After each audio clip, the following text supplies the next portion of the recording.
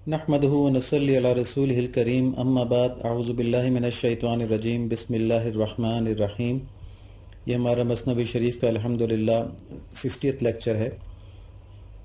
اس سے پچھلے لیکچر میں جو بات ہوئی تھی وہ یہ تھی کہ آخرت کی اہمیت اجاگر کرنے کے لیے ہم نے مرنے کی تیاری کے بارے میں کافی بات کی تھی۔ اب ہوتا یہ ہے کہ مرنے کے تذکرے سے بعض لوگوں کو وحشت ہو جاتی ہے، کیونکہ ظاہر چیز ہی ایسی ہے، اور یہ شاید اس لیے ہوتا ہے کہ موت کو ہم میں سے اکثر لوگ اپنی تمام تر کوششوں کا، یعنی کہ جتنی بھی زندگی بھر ہم نے محنت کی ہوتی ہے، کوششیں کی ہوتی ہیں، مشکلات اٹھائی ہوتی ہیں، ان کے اوپر جو ہم کو ثمر ملا ہوتا ہے، جو پھل ملا ہوتا ہے، جو ہم نے حاصل کیا ہوتا ہے، ہم سمجھتے ہیں کہ سب کچھ ختم ہو گیا، اس کو اپنا اختتام سمجھتے ہیں، سمجھتے ہیں جیسے ہمارا وجود ہی اینڈ ہو گیا، یعنی دی اینڈ ہو گیا ہمارا۔ تو یوں اچانک ارریلیونٹ ہو جانے سے، ختم ہو جانے کے خیال سے ہمیں وحشت ہوتی ہے۔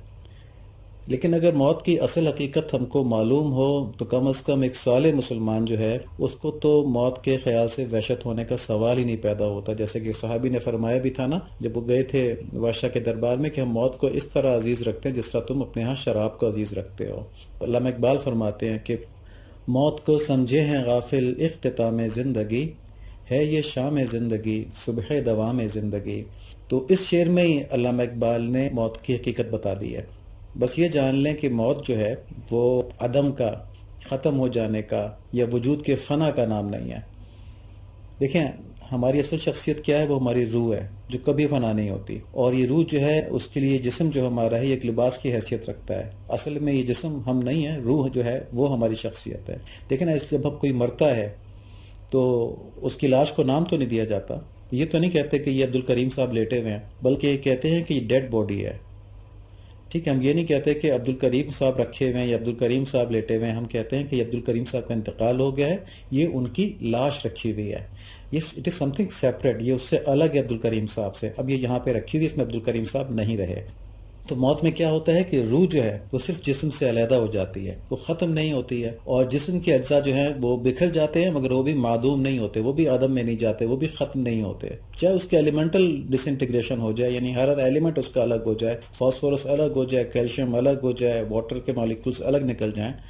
باقی رہتے ہیں، اور اللہ تعالیٰ کی قدرت میں ہے جب جمع کریں گے ان سب چیزوں کو جمع کر لیں گے، اور روح جو ہے وہ عالم مثال میں چلی جاتی ہے، عالم مثال میں اپنے جو مثالی جسم ہے اس کے اندر چلی جاتی ہے، اور قیامت تک، قیامت کے دن تک یہ اس مثالی جسم کے ساتھ گزارا کرے گی، اسی کے اندر رہے گی، اسی حالت میں اس کے اوپر جو قبر کے حالات ہیں اچھے یا برے وہ اسی حالت میں اس کے اوپر آتے رہیں گے، اور اس حالت میں جو زندگی ہے اس کو روح کی عالم برزخ کی حیات کہتے ہیں، اور پھر جب قیامت قائم ہو جائے گی تو ہمیشہ ہمیشہ کے لیے عالم حشر کی حیات شروع ہو جائے گی، جس میں کہ حساب کتاب ہو چکا ہوگا، جنت دوزخ کے فیصلے ہو چکے ہوں گے، اور اپنے جسم کے ساتھ روح جو ہے یا جنت میں ہوگی، اللہ تعالیٰ ہم سب کو جنت میں ڈال دیں، یا خدا نہ خواستہ اللہ تعالیٰ جن سے ناراض ہیں ان کی دوزخ میں جائے گی۔ تو خلاصہ یہ ہوا کہ ہم مرنے کے بعد عدم نہیں ہو جائیں گے، بلکہ ہماری روح ہمیشہ موجود رہے گی اور مختلف اجسام کے لباس پہنتی رہے گی۔ اہم بات یہ ہے کہ ہر قسم کی زندگی کی راحت، یعنی چاہے وہ یہ زندگی ہو، اس والے جسم کی جسمانی زندگی ہو، یا مثالی جسم کی زندگی ہو، یا آخرت کے اندر جو ہماری ایک کامل زندگی ہمیشہ ہمیشہ رہنے والی وہ ہو، ان تینوں زندگی میں سے ہر قسم کی زندگی کی راحت جو ہے وہ صرف اور صرف نبی صلی اللہ علیہ وآلہ وسلم کے اتباع میں ہے۔ اور کیوں ہے ایسا کہ اللہ تعالیٰ نے فرمایا ہے کہ جو میرے نبی صلی اللہ علیہ وآلہ وسلم کی اتباع کرے گا میں اس سے محبت کروں گا، اور جس کو اللہ تعالیٰ کی محبت نصیب ہو جائے تو اس کی ہر مشکل کا اور ہر مصیبت کا علاج ہو گیا، چاہے وہ اس دنیا کی مصیبت ہے، مشکل ہے، چاہے وہ عالم مثال کی مصیبت ہے یا مشکل ہے، چاہے وہ آخرت کی، آخرت میں بھی اس کے اوپر نہیں پڑے گی، کیونکہ جس سے اللہ تعالیٰ محبت کرتے ہیں اس کے لیے آسانیاں ہی آسانیاں۔ اور مومن کو موت سے کیسی وحشت، اس کے لیے تو موت اللہ تعالیٰ سے ملنے کا وقت ہے، جیسے کہ وہ ایک شعر ہے کہ بلا سے نزاع میں تکلیف کیا ہے، سکون خاطر بھی کم نہیں ہے، کسی سے ملنے کی ہیں امیدیں، کسی سے چھٹنے کا غم نہیں ہے۔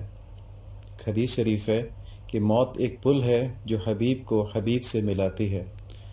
تو اللہ تعالیٰ ہم کو ایسی موت نصیب فرمائے کہ جس میں ہم اللہ تعالیٰ سے ملاقات کے اشتیاق میں اپنی جان دیں، آمین۔ تو اس کے بعد ہم دیکھتے ہیں آج کے اشعار کیا ہیں۔ مولانا فرماتے ہیں، کاشوں اصحاب کہف روح را، حفظ کر دے یا چکشتی نوح را، کاش اصحاب کہف کی طرح اس روح کو آپ محفوظ کر دیتے، یا اس طرح جیسے کشتی نوح کی حفاظت فرمائی تھی۔ تا ازیں طوفان بیداری و ہوش، وارہی دے این ضمیر و چشم و گوش، تاکہ بیداری اور ہوش کی اس طوفان میں یہ دل اور آنکھ اور کان یہ چھوٹ جاتے۔ تو پہلے بتا چکے مولانا کہ نیند میں جسم اور روح دنیاوی تفکرات سے آزاد ہو جاتے ہیں۔ فرما رہے ہیں کہ یا اللہ، جو آپ نے میری روح کو خواب کی صورت میں آزادی دی ہوتی ہے، جس میں وہ آپ کے غیر سے لا تعلق ہو جاتی ہے،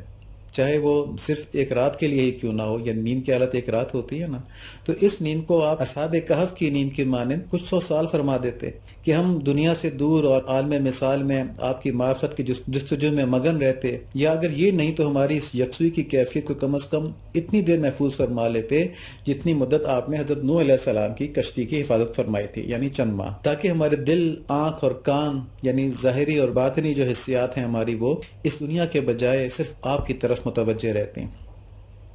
تو یہ تو ایک پہلو ہو گیا نشار کی تشریح کا۔ اس کا ایک دوسرا پہلو بھی ہے کہ اصحاب کہف پر ایک طرح کی نیند تھی جس میں وہ کروٹیں بھی لے رہے تھے اور ان کی جسمانی خوراک وغیرہ کی ضرورتیں بھی پوری ہو رہی تھیں۔ تو مولانا ایسی زندگی کی خواہش فرما رہے ہیں کہ سب ضروریات زندگانی بلا تردد ہماری پوری ہوتی رہے، اور اگر پوری نہیں بھی ہوتی تو ہم ان کی طرف سے اصحاب کہف کی طرح، جس طرح ان کے اوپر نیند کی مدہوشی تھی اور ان کو اپنی ضروریات کا علم نہیں تھا، اس طرح ہم بھی ان کی طرف سے بے فکر ہو جائیں۔ آپ کے عشق کی ایسی مدہوشی ہمارے اوپر طاری ہو کہ ہم اپنی دنیاوی ضروریات سے بالکل بے فکر ہو جائیں، آپ کی محبت میں مستغرق رہیں۔ اور اسی طرح اللہ تعالیٰ نے حضرت نوح علیہ السلام کی کشتی کی ہر دنیاوی اور آسمانی آفت سے حفاظت فرمائی تھی۔ تو فرما رہے ہیں اس کی مثال دیکھیں کہ آپ ہمیں اس طرح کر دیتے جس طرح کہ حضرت نوح علیہ السلام کی کشتی کو آپ نے ہر قسم کی مشکلات سے بچایا ہوا ہے، تو ہم کو محفوظ کر دیتے تاکہ ہم اس طرف تردد ہی نہیں رہتا اور ہم آپ کی طرف متوجہ رہتے۔ تو خلاصہ یہ ہوا کہ مولانا ان 2 اشعار کے اندر یہ دعا فرما رہے ہیں کہ یا اللہ، غیب سے میری تمام ضروریات پوری فرماتے رہیں اور مجھے ہر فکر دنیا سے آزاد فرما دیں تاکہ میں صرف آپ کے جلووں میں مستغرق رہوں۔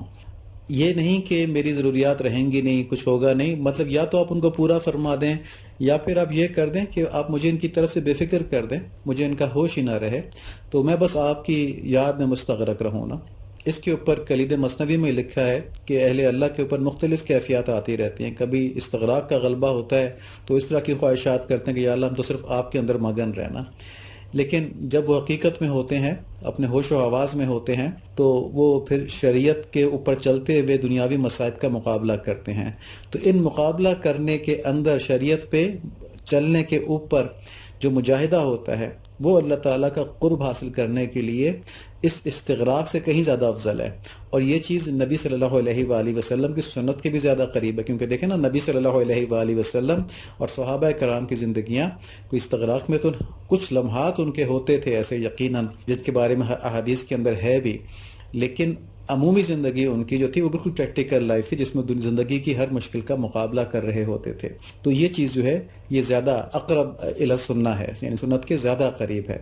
اور بعد کے جو اہل اللہ آئے، جو اولیاء کرام آئے، ان کے بارے میں جو ان کی کیفیات آتی ہیں اور جو ان کے اوپر ان کی کرامات آتی ہیں، وہ اس لیے زیادہ ہوتی ہیں، زیادہ لگتی ہیں کہ ان کے اندر صحابہ کرام کے مقابلے میں برداشت کی قوت کم تھی۔ تو صحابہ کرام کے اوپر جو اللہ تعالیٰ کی محبت کی کیفیت طاری ہوتی تھی، ان کے اندر اتنا حوصلہ تھا کہ اس کو برداشت بھی کر لیں اور پھر بھی زندگی شریعت کے مطابق گزارتے رہیں۔ لیکن بعد کے بزرگ جو تھے وہ ان محبتوں کو برداشت کرنے کی اتنی اہلیت نہیں رکھتے تھے جتنے کہ صحابہ کرام کی اہلیت تھی، تو ان کے اوپر کبھی کبھی غلبہ حال ہو جایا کرتا تھا۔ آگے مولانا فرماتے ہیں کہ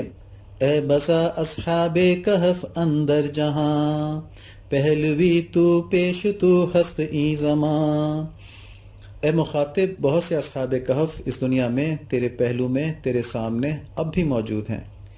یار باؤ غار باؤ ہم سرود، مہر بر چشمست بر گوشت حسود۔